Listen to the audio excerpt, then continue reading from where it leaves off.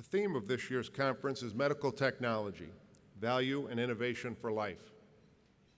And over the next 2 days, you're going to hear a lot about how innovation in medical technology delivers value to patients, health systems, and economies worldwide.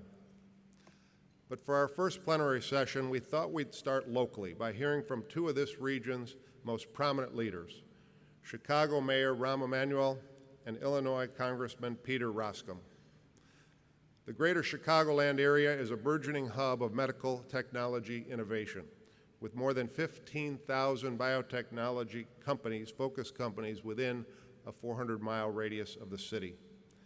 In addition, this is the area to some of the country's top medical research hospitals and universities. The MedTech industry contributes more than $9.5 billion to the Illinois economy and is responsible for nearly 39,000 state jobs. Recognizing the benefits of this high-tech industry, local leaders such as Mayor Emanuel have undertaken a strategic push to bring more life science industry to the state. I serve as non-executive chair of AON, whose Chicago-based North American headquarters has 7,700 local employees. And in that capacity, I've witnessed the mayor's leadership as he has worked aggressively since he was first elected to cement the city's position as an epicenter of technological innovation. Under his stewardship, the city has seen the launch of 1871, Chicago's entrepreneurial hub for digital startups, and early next year we'll see the opening of Matter, a hub for healthcare-related technology. The poet Carl Sandburg called Chicago the city of big shoulders, and thanks to the initiatives like these being spearheaded by Mayor Emanuel, Chicago is quickly becoming the city of big dreams. While we are interested in hearing the mayor's local perspective, let's not forget he brings a national view of policy as a former chief of staff under President Obama, as well as a 3-term U.S. congressman representing Chicago's 5th District. On that note, I am proud to introduce the very first plenary speaker of AdvaMed 2014, Chicago Mayor Rahm Emanuel.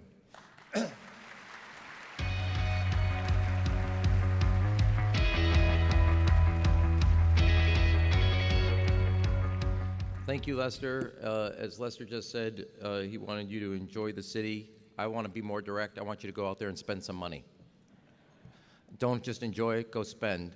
I heard last night you guys were over at the Art Institute and had a view of the city. That was just recently rated as the #1 museum in the world.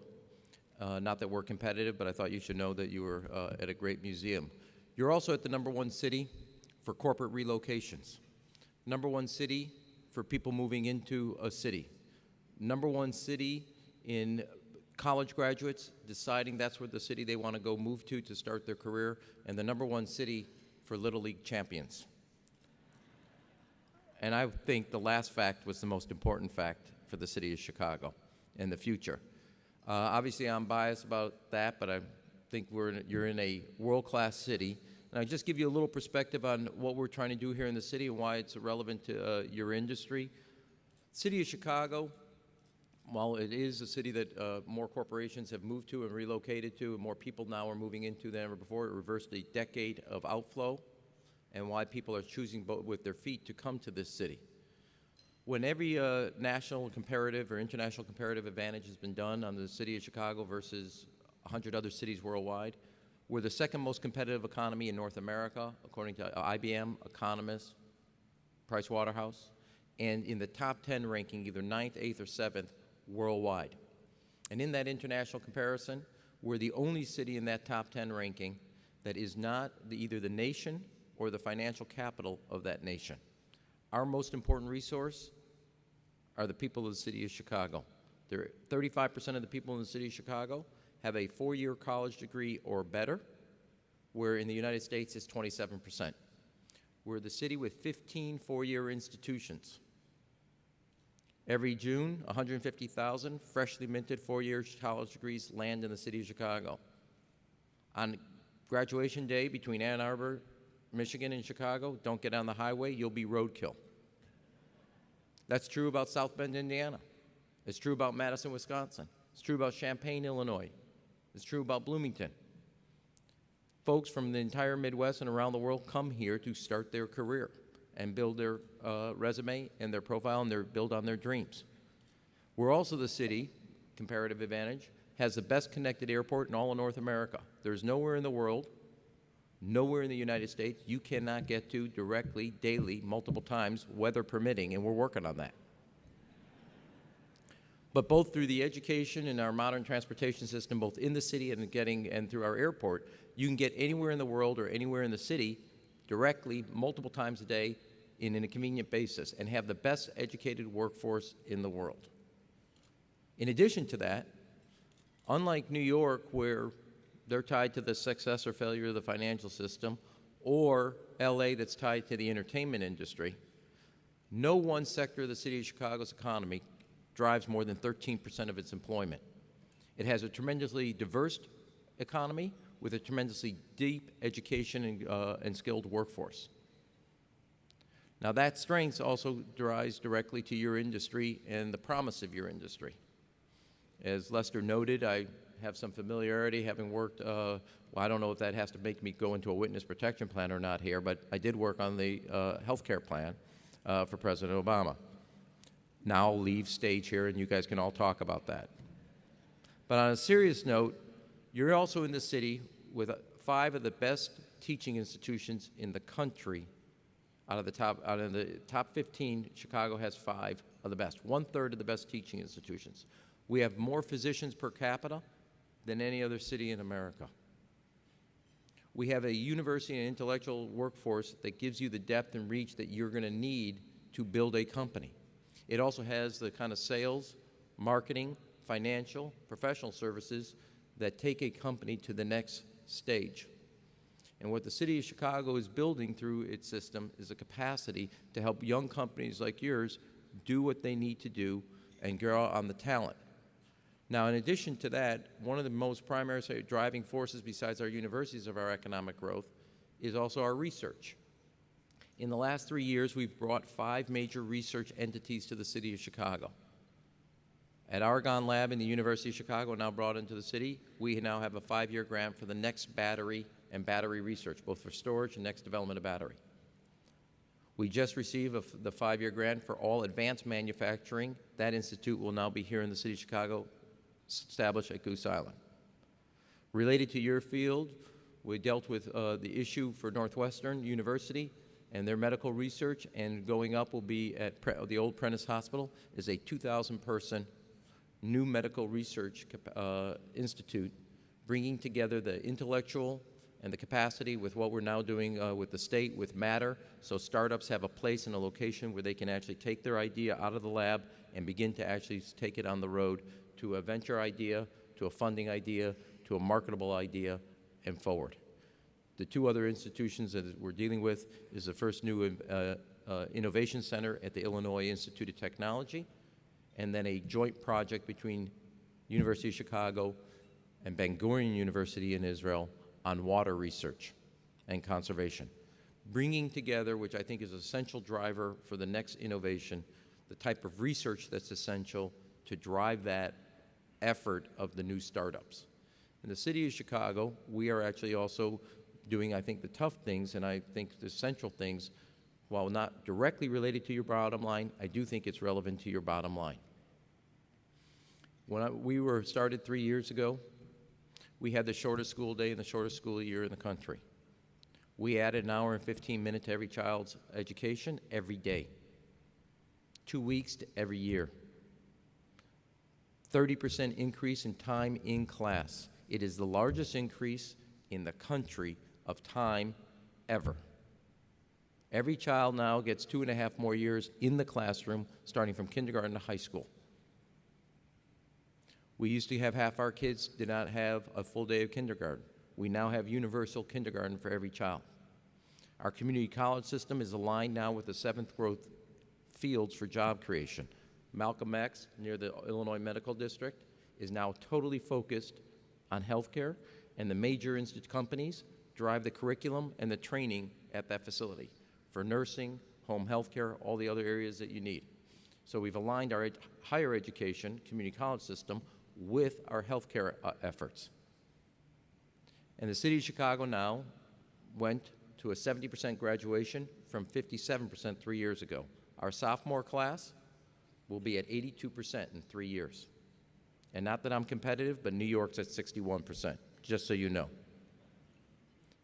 And that means the city of Chicago, from a quality of life and making sure that employees that will be working for you have a public education system that you can rely on, a public transportation system you can rely on. Our library system in our neighborhoods, #1 in America. All the things that make for a quality of life in a city for your employees to be happy, productive, and want to stay here. Now, you started years ago as an industry that, while we're concentrated, as you said, the radius is around 400 miles around the city of Chicago. The medical technology industry is in the Midwest is a juggernaut. I would like that radius to be about 4 miles, not 400 miles. And I want you to see Chicago in your future. 30 years ago, you could kind of live off of the capacity to be in Indiana, in parts of Minnesota. Today, because of what you need in the funding area, the legal area, the professional services area, government affairs, international marketing, you need a city like the city of Chicago as your partner. So as you think about startup, you think about expanding, there's a reason other mature and startup companies have all made Chicago the #1 city for corporate relocations. Because today, through engineering, finance, startup, entrepreneurship, that whole ecosystem, the city of Chicago has a platform that's unique and distinct in the world. And while we also have in specific your space, the medical kind of depth that you're looking for, I hope you see Chicago in your future. I want to thank you for moving your conference out of D.C. in the same way that when I was done, I left D.C. It's really good for your mental health. But I welcome you to the city of Chicago, and I hope that the time is not just for a conference, but for each of you as you look for where do we want to go, where do we want to move our company, where do we want to make an investment, that you see city of Chicago in your future. And 2 weeks' time from now, the city of Chicago will be hosting its first ever, but will become annual, Venture Capital Summit to bring the VCs from both here, around the world, and the coast to the city of Chicago. And I hope to make the medical technology company a mainstay in that effort. Thank you very much.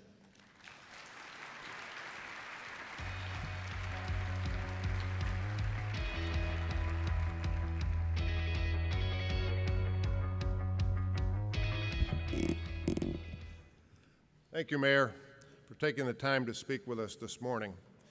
Now we'll shift to a wider lens and turn our focus from local to national policies.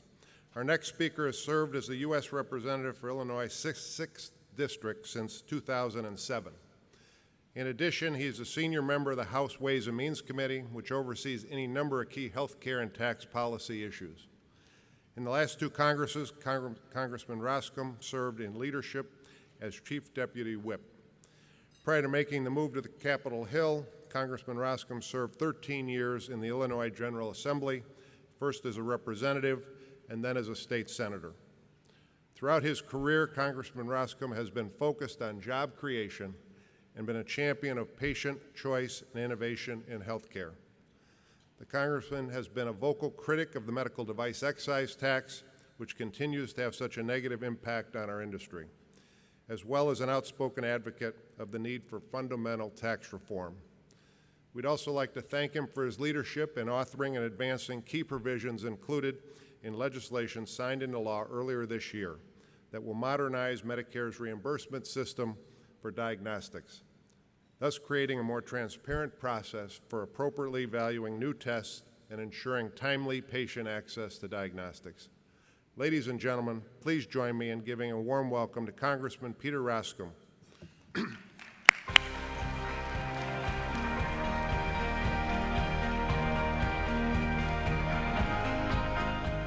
Well, I don't know about you, but after listening to the mayor, I'm ready to move in and run from a district inside the city of Chicago, so I may talk to him about that. Thank you very much for the invitation and the chance to be with you today, and I thought I would give you a little bit of a sense of what's going on in Washington. And after talking to the table when we were sipping coffee and getting acquainted, I sort of recalibrated what I wanted to share with you because our tabletop conversation was not unlike a discussion that I frequently have with my mother.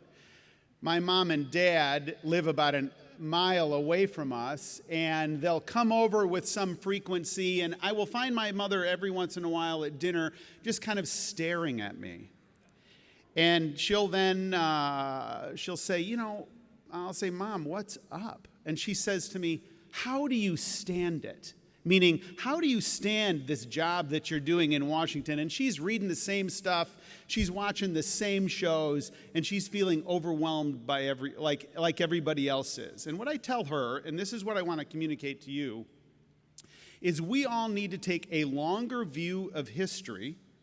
We need to recognize where we have been as a country and where we can go. I am a little bit counterintuitive in that I am very upbeat about what our future is, and I don't believe for a second that our best days are behind us, and let me tell you why. If you think about what our country has had the capacity to absorb, and you just reflect on that for a minute and think about 3 generations back, it's simply a remarkable thing. So think about it. Within my lifetime, and within the lifetime of many people here this morning, segregation was legal in this country. Think about that. Marinate in that for a second. Within my parents' lifetime, in 1932, there were United States veterans that were gathering in a very unfriendly, hostile way around the United States Capitol because they hadn't been paid a bonus that they had been promised. And Douglas MacArthur as a general and George Patton as an Army officer had to be dispatched not to chat with them, not to negotiate with them, but to break them up and to go after them. Think about how we would be feeling today if there was a regiment of Marines whose noses were bent out of shape and they were now ascending upon Capitol Hill. Think about the news this morning and our concerns about Ebola. In 1917, 1918, within my grandparents' generation, 700,000 Americans died of influenza. 50 million people worldwide died of influenza. More people died in that episode than died in World War I, and World War I was the greatest onslaught of human carnage in history up until that time. So what I'm describing to you is a nation with a capacity to absorb a lot of stuff and to come back from that. So we share an opposite view, the mayor and I, of the Affordable Care Act and a lot of different things. But what I'm determined to communicate this morning is we as a country have incredible capacity. So look at the tax code, for example. The discussion around the tax code, which is inextricably linked to your long-term prosperity and the prosperity of the country as well, is something that uniquely no one can defend the status quo. Let me put it another way. There is nobody out in the public life today that says of the United States tax code, it's great, just leave it. It's just fine. It'll be okay. There's nobody that's saying that. There's nobody that has a great deal of confidence in the Internal Revenue Service, particularly your industry, based on the studies from the Joint Committee on Taxation, which says that they have misapplied the medical device tax to at least 200 companies, and they're sort of sorting that out based on audits and so forth. But what I'm describing to you is generally a national consensus that says our tax code has to change. The inversion debate and the inversion discussion, I predict, is going to continue to drive tax reform. Why is that? Because inversions aren't going to stop. Companies are not just going to say, oh, you know what, we're getting beat up in the press and there's a false claim that we're being not patriotic, so we're not going to do this, this enterprise in shareholder value that we have an obligation to do. Nonsense. They're going to continue to invert. And it's going to continue to press and to press and to press on. And it will come a point at which we all cumulatively say, look, let's figure this thing out. My wife and I live about 25 miles west of here, and we're in a town called Wheaton, Illinois. And if you were to come visit us about a year and a half ago, and you came down our street, you'd say, oh, nice little leafy street. It's a nice little place. I see, Peter, while you live on Shelley Lane in Wheaton, Illinois. But if you come there today, it will look like a post-apocalyptic wasteland because a bug called the emerald ash borer found every ash tree in the parkways on our block. And the emerald ash borer shows up, and now the trees in the parkway are simply gone. And the same thing is going to happen, I predict, as it relates to this inversion discussion. Companies will be here, they will be here, they will be here until they're gone, until they say, this is not sustainable anymore.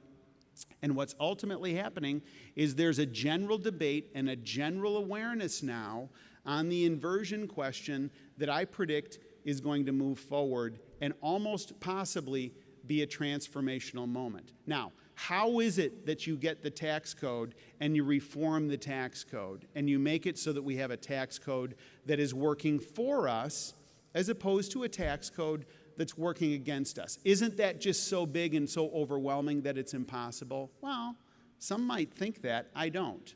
Number one, as I mentioned before, you've got a national consensus that nobody likes the status quo. Number two, nobody trusts really the enforcers when it comes down to it. So then the next question is, how do you get a bipartisan group to come together and to work on that basis? There is good work that's been happening over the past 3 years under the leadership of the chairman of the Ways and Means Committee, Dave Camp of Michigan.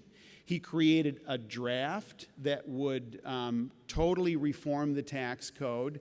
And it's an important distinction to recognize this is actual legislative language. In other words, these are not dot points. This is not an executive summary. This is not a 50-page report. This is actual substantive language that is now part of the broader discussion on tax reform. And so what's been happening is people are weighing in and they're giving opinions. They're saying, I like this, I don't like this, we need to reconfigure this, we need to refashion that, you didn't think about this. And what comes out of that is bringing a nation together of 300 million people that's reflected in the United States House of Representatives, 435 people in the House, and having an incredibly robust discussion out of that. And my prediction is that we're going to be operating with a different tax code within the decade. I don't think it's a pipe dream. I think that that is absolutely realistic based on the complete dissatisfaction with the status quo. You'll be pleased to know that within the Camp draft, the medical device tax is repealed. And I think that there's a great deal of support in Washington for that endeavor. I also want to encourage you, because there's a number of policymakers that recognize that you're the good guys, that we need you to invest, we need you to innovate. And you think about, within our lifetimes, your success and the success of others within the healthcare innovation space has actually become an expectation. You think about how almost cavalier we are with medical breakthroughs, and we just have this expectation that these things happen and it's just a fiat accompli. But we also need to defend this idea that risk and reward are related. You want capital to form, you want low barriers of entry, you want risk to be taken, and there has to be have a reward to that risk, and out of that, we all benefit. Out of it, we're the beneficiaries of innovation. And I think about even going back to my old mom and dad, who would love it that I'm talking about their health in front of 1,200 people this morning. But my dad is a guy, he just retired. He's 85 years old, typical type A type. He's just retired from working full-time. And a generation ago, he would have been sitting in a corner completely deaf, but he's got a cochlear implant, and the cochlear implant completely transformed him. My mother is 84 years old. She's got knees and hips and all kinds of stuff that you people have made, and she's skipping around like a teenager. The woman's unbelievable. And so I think that there's all of these things that are so dynamic and vibrant that you're doing, that you need to continue to do, and you need policymakers that understand it, that all you need is an environment in which you can go forth and do that. and some of you are going to succeed, and some of you are not going to succeed, but that's the nature of capitalism, and that's a beautiful thing that creates value for everybody. But there's also a temptation that I want to admonish you from. And this is a temptation to be looking at public life and thinking about our systems of government as if they were designed to be as efficient as your companies are. It's not. The founders did not create a parliamentary system, after all. The founders didn't say, you know what, we're going to just replicate the system that we left. You know, they had a very different view, and the founders said, we're going to create something where we've got co-equal branches of government that are going to be watching one another and holding one another to account. And sometimes it's going to move fast, and sometimes it's going to move slow. But we think on balance, this question is a better enterprise. And there's a real temptation to overlay sort of the pyramid structure of corporate governance, for example, and overlay that on our public life. And it's a mismatch. It doesn't match. It's not a design that is designed to adhere to one another. So we don't have a system in the United States, and I did a town hall meeting recently, and a guy raised his hand, and he goes, I would like it, Peter, if you could get 6 Republicans, you know, you sound reasonable, you know, you're a reasonable guy, get 6 Republicans, get 6 Democrats on Capitol Hill, go into a room and work it all out, and let's have that be the system. I said, really, man? Really? Is that what you want? You want 12 people figuring this all out with no input and so forth? History suggests that really doesn't end very well if you have an elite group that is basically in a star chamber pushing everybody out and saying, we know better than you do. No. The system says it's all better if we all participate. So the admonition that I have and the thing to avoid is this feeling of, well, it's not working because it's not working at the pace at which I want it to work. Thomas Jefferson was able to do 2 things simultaneously, and I think it's a great example of what we need to be focused in on right now. So Jefferson was able to articulate the big vision. He was the author of the Declaration of Independence, and I would argue, short of Scripture, it's really hard to find any writing in the Western world that's more elegant and more aspirational, that's political writing. It's really beautiful with a sharp elbow for King George III, a few paragraphs down, and it's really, really great stuff. But it is a vision. It is an aspiration. 14 years after he penned the Declaration of Independence, Thomas Jefferson wrote a letter to a guy named Charles Clay. And I'm going to give you 3 lines from this letter. And think about this, coming from the author of the Declaration of Independence, and think about it as people who are looking out at public life in Washington, D.C. today, saying, what in the world is going on? Nothing is happening. This is what Jefferson wrote. He said, the ground of liberty is to be gained by inches. We must be content what we can get from time to time and eternally press forward for what is yet to get. It takes time to persuade men even to do what is for their own good. It's a game of inches. So go back to this idea of where you are all operating. You're all operating in this healthcare milieu. What's the big challenge in healthcare? Long-term entitlement spending driven by Medicare and Medicaid. That's where all the action is. If we can figure that question out, if we can unlock that conundrum, if we can come together around that core question, then I think things are very bright. If we avoid that, then we'll have fewer choices later based on avoidance behavior now. So if we're able to look out over that landscape and say we can get there, then we can win this thing. And I'm actually very upbeat because I think that the public's general attitude and their general disposition is to say, I can begin to hear, I can begin to engage on some of these changes. I can begin to hear changes in Medicare if they're fair and they're slow and we make these transitions. And this is where you all play a key role, because there's going to be more of an expectation that people are healthier. You're the key to that. that are more dynamic and more lively and more having the lifestyle of my parents, you and your industry is absolutely the key to that. And these longer-term spending questions are mitigated if you do more, not less. So we want to see more innovation. We want to see more action. We want to see more churn and more results. In fact, we've got a very high expectation that it's coming. And so I just want to encourage you today. I want to encourage you to hang in there. I want to encourage you not to be cynical about all things Washington. I'm not here pumping sunshine, telling you that there's not challenges. But what I am describing is a system that works by and large, but it works when everybody shows up. And I think that we have had a national indulgence for a number of years. And the national indulgence basically goes like this. It says, you know what? I don't like to think about Washington. I don't like to think about policymakers. I don't like any of those guys in high school anyways. And now they're all doing this stuff. And I think somebody else can do the job, and I'm just going to do my thing.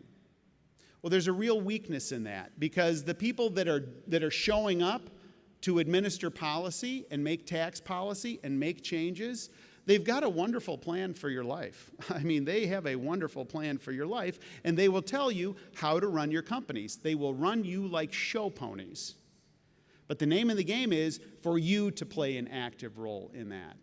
So I hope out of our discussion this morning, and I hope out of your time together, that you interact well with one another and learn from an industry what's going on. But I also want to encourage you to recognize that we do live in the greatest country in the world.